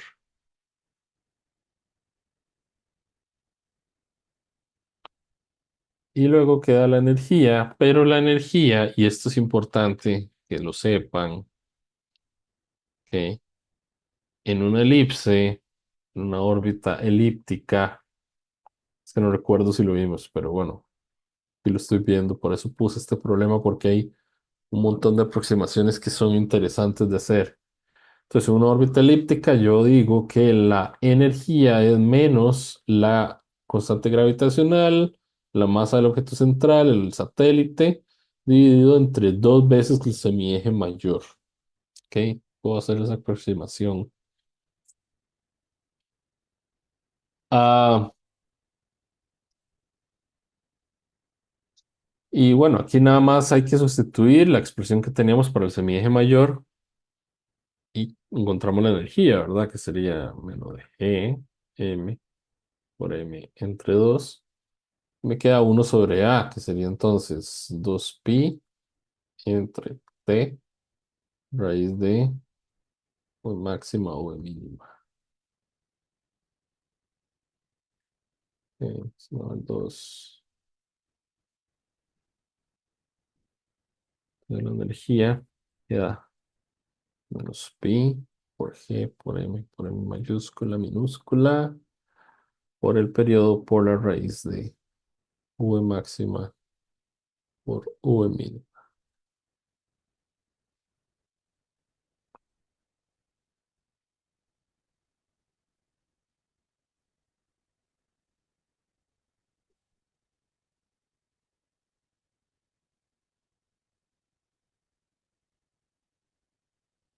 ¿Ok? No sé si hay alguna pregunta. Bueno, ahorita les mando la pizarra y el video de la clase. Pues la próxima semana, para las personas que no estaban al inicio, tal y como dije, la clase será el día miércoles porque la va a dar Anthony. Anthony fue quien, ¿verdad? Les habló de constelaciones en el tecnológico y yo le pedí que para la última sesión nos hiciéramos una especie de repaso, como una especie de quiz. Eh, entonces vamos a ver qué es lo que nos trae. Él también dijo que iba a hacer un material, ¿ok? Entonces, nada más ahí, recuerden lo que dije al inicio de lo del hotel y entonces nos estaríamos viendo, por favor, estudien. Santiago, sé que le debo un problema, todavía no lo he podido ver, lo siento, pero en cuanto lo tenga No hay problema, no se hay lo problema. explico, ¿ok? Y a todos los demás, Carlos, dime. sí, tengo una preguntita. De casualidad, ¿usted no tendrá como algunos ejercicios o como, no sé, alguna información del tema con respecto a los tránsitos, o sea, como a la detección? Porque en varios exámenes he visto que usan como una fórmula de tránsito, o sea, como de tiempo y velocidades y radios, pero como que en algunas lo suman y en otros como que restan las velocidades. Entonces estoy un poco confundida porque en general nada más ponen la fórmula y ya, pero no sé de dónde Ok. sale esa fórmula. No sé si será eh, velocidad relativa o algo, pero no sé si ok, voy a lo puedo buscar. pasar como ejercicio para ver qué tal. Está bien, pásemelo para yo buscar algo que esté relacionado, ¿de acuerdo, Femi? Ok, perfecto, gracias. Bueno, bueno, chicas, chicos, nos vemos entonces la próxima semana, miércoles, recuerden, ¿ok? A las 6:15. Que estén bien.